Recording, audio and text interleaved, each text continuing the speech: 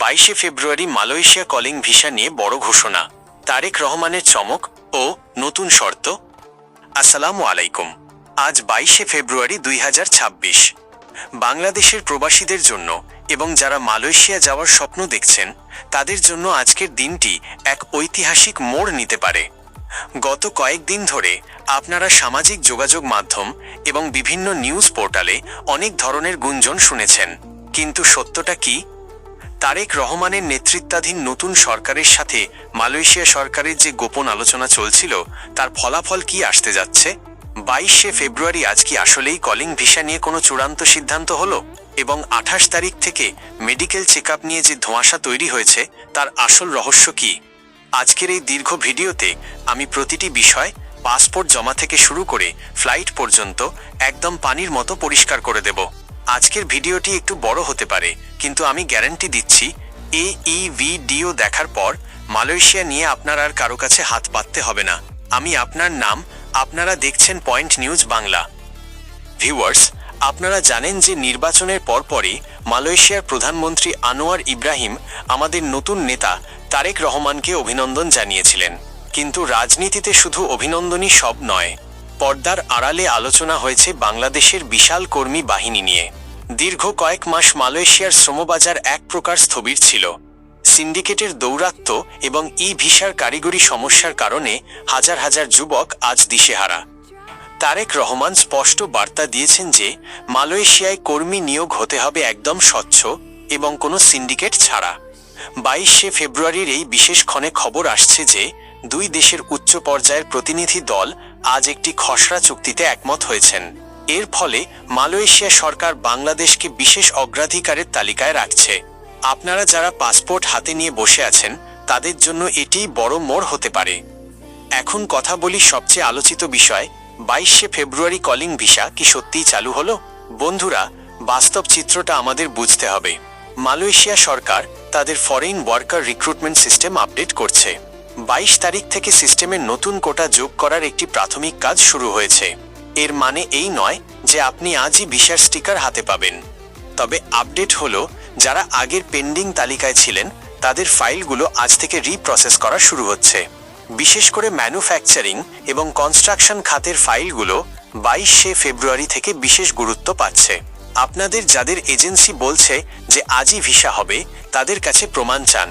শুধু মুখে বললে হবে না, সিস্টেমে আপনার নাম উঠেছে কি না সেটা চেক করা শিখতে হবে। এই ভিডিওতে আমি পরে দেখিয়ে দেব কিভাবে আপনি ঘরে বসে নিজের ভিসার স্ট্যাটাস চেক করবেন। বন্ধুরা, ভিডিওর এই পর্যায়ে একটি অত্যন্ত গুরুত্বপূর্ণ এবং গোপন তথ্য আপনাদের সাথে শেয়ার করি। 22 ফেব্রুয়ারি থেকে মালয়েশিয়া ইমিগ্রেশন বিভাগ একটি নতুন ডিজিটাল ট্র্যাকিং সিস্টেম ট্রায়াল শুরু করেছে। এর মানে কি? এর মানে হলো, এখন থেকে আপনি কোন এজেন্সির মাধ্যমে যাচ্ছেন এবং মালয়েশিয়ায় গিয়ে কোন কোম্পানিতে জয়েন করছেন তা আপনার পাসপোর্টের কিউআর কোড স্ক্যান করলেই ইমিগ্রেশন অফিসার দেখতে পাবেন। আগে অনেকে এক কোম্পানির ভিসা নিয়ে গিয়ে অন্য কোম্পানিতে কাজ করতেন, যাকে আমরা ফ্রি ভিসা বলে ভুল করি। কিন্তু এই নতুন সিস্টেমে সেটি করা এখন অসম্ভব হয়ে পড়বে। তারেক রহমানের সাথে মালয়েশিয়া সরকারের যে আলোচনা হয়েছে সেখানে মালয়েশিয়া স্পষ্ট করেছে যে তারা প্রতিটি কর্মীর শতভাগ নিরাপত্তা নিশ্চিত করতে চায়। তাই আপনি যদি দালালের মাধ্যমে ভুল পথে যান তবে এয়ারপোর্ট থেকেই আপনাকে ফেরত পাঠানোর ঝুঁকি থাকবে। এই পয়েন্টটি মাথায় রেখে আপনারা আপনাদের এজেন্সি থেকে নিশ্চিত হয়ে নিন যে আপনার ভিসাটি সঠিক কোম্পানির কিউআর কোডভুক্ত কিনা। এবার আসি 28 তারিখের মেডিকেল চেকআপ নিয়ে। অনেক এজেন্সি প্রচার করছে যে 28 তারিখ থেকে গণহারে মেডিকেল শুরু হবে। এর সত্যতা কতটুকু? বন্ধুরা, মালয়েশিয়া ইমিগ্রেশন এখন বায়োমেট্রিক মেডিকেল সিস্টেমে কড়াকড়ি করেছে। 28 ফেব্রুয়ারি থেকে নতুন একটি মেডিকেল ট্র্যাকিং সিস্টেম চালু হতে পারে, যার মাধ্যমে ভুয়া মেডিকেল রিপোর্ট একদম বন্ধ হয়ে যাবে। এখানে একটি নতুন শর্ত দেওয়া হয়েছে। আগে মেডিকেল হতো র্যান্ডমলি, কিন্তু এখন থেকে আপনাকে আগে অনলাইন অ্যাপয়েন্টমেন্ট নিতে হবে। যারা ভাবছেন যে কোনোভাবে একটি ফিট কার্ড জোগাড় করে মালয়েশিয়া চলে যাবেন, তারা সাবধান। 28 তারিখের পর থেকে যদি আপনার বায়োমেট্রিক ডাটা মালয়েশিয়া ইমিগ্রেশনের মেইন সার্ভারে হিট না করে, তবে আপনার ভিসা রিজেক্ট হয়ে যাবে।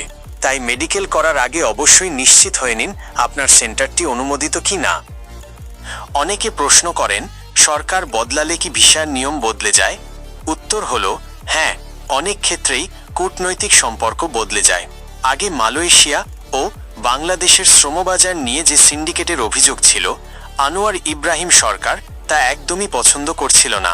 তারেক রহমানের ক্লিন ইমেজ এবং নতুন নেতৃত্বের ওপর মালয়েশিয়া ভরসা পাচ্ছে বলেই তারা 22শে ফেব্রুয়ারি থেকে বড় বড় ফাইলগুলো ছাড় করা শুরু করেছে। এর ফলে যেটা হবে, ভিসার খরচ অনেক কমে আসবে। আগে যেখানে 5-6 লাখ টাকা লাগতো, এখন সরাসরি কোম্পানি টু কোম্পানি রিক্রুটমেন্টের ফলে খরচ অর্ধেকের নিচে নেমে আসার সম্ভাবনা তৈরি হয়েছে। এই তথ্যটি আপনার সেই বন্ধুদের সাথে শেয়ার করুন যারা টাকার অভাবে বিদেশে যেতে পারছেন না। ভিডিওটি লম্বা করছি আপনাদের ভালোর জন্য, কারণ এই পয়েন্টগুলো কেউ আপনাকে খুলে বলবে না। মালয়েশিয়ার মাদানি সরকার বর্তমানে বিদেশি কর্মীদের অধিকার রক্ষায় নতুন আইন করেছে। এখন থেকে আপনি যদি কলিং ভিসায় যান, আপনার পাসপোর্ট আপনার নিজের কাছে রাখার আইনগত অধিকার আপনি পাবেন। এটি একটি বিশাল বড় বিজয়। বেতনের বিষয়ে আসি।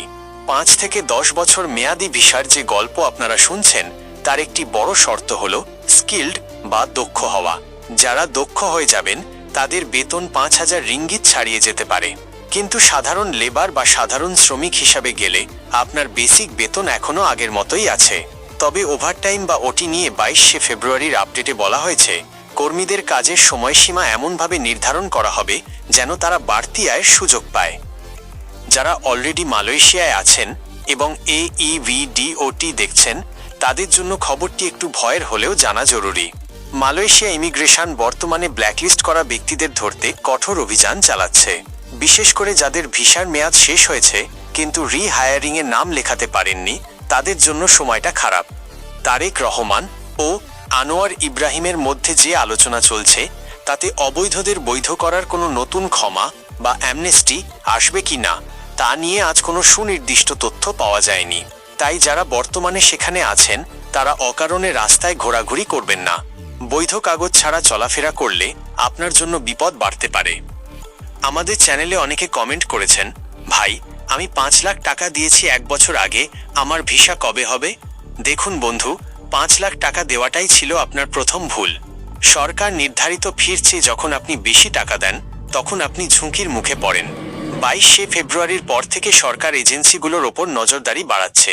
যদি আপনার এজেন্সি টাকা নিয়ে ঘুরায়, তবে আপনি সরাসরি জনশক্তি কর্মসংস্থান ও প্রশিক্ষণ ব্যুরো BMETA অভিযোগ করতে পারেন।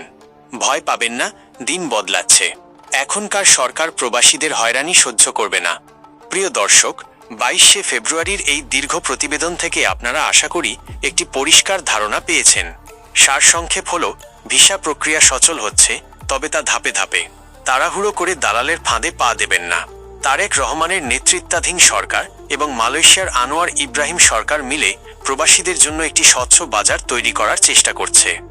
আগামী কয়েকদিন আমাদের চ্যানেলের দিকে নজর রাখুন, কারণ 28 তারিখের মেডিকেল আপডেট নিয়ে আমরা আরও লাইভ তথ্য দেব। ভিডিওটি তথ্যবহুল মনে হলে শেয়ার করে আপনার অন্য বন্ধুদের সতর্ক করুন। প্রবাসীদের আস্থার নাম পয়েন্ট নিউজ বাংলা। আপনাদের দোয়া আর সাপোর্টই আমাদের এগিয়ে চলার শক্তি। আজ এ পর্যন্তই। দেখা হবে পরবর্তী ভিডিওতে। ততক্ষণ ভালো থাকুন, সুস্থ থাকুন। আল্লাহ হাফেজ।